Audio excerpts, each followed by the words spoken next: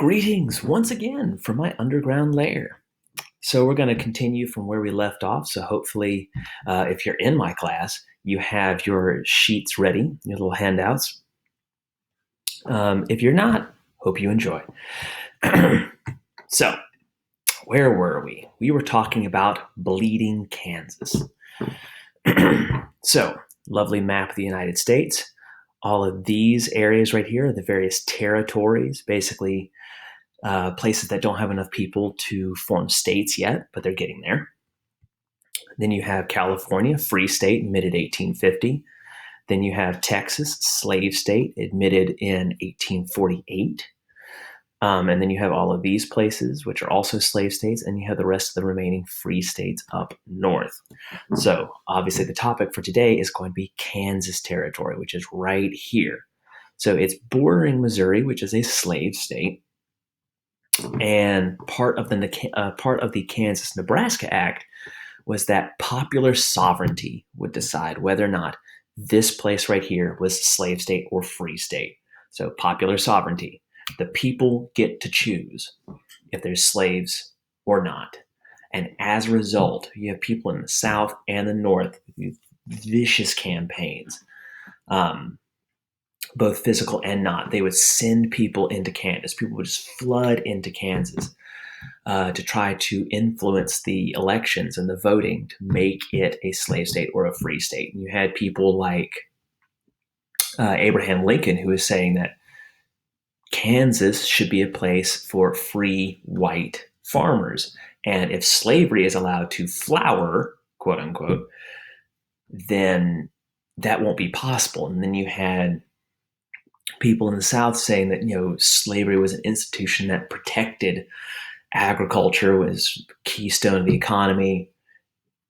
And so they were also sending people in there. And then you had other people who were not quite as dependent on words.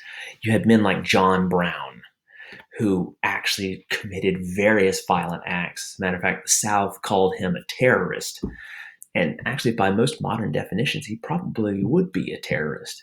He used violent means to try to influence people's thinking. Terrorist. So maybe not. And that also leads me to a very interesting question, which I'm going to pose to you. Is it okay to use violence, even if you're promoting a noble cause? Do you think John Brown was right when he was basically committing murder in order to stamp out what he considered to be a moral evil of slavery? Is one evil going to wash out another? Just something to think about. But also, while fighting was erupting in Kansas, you had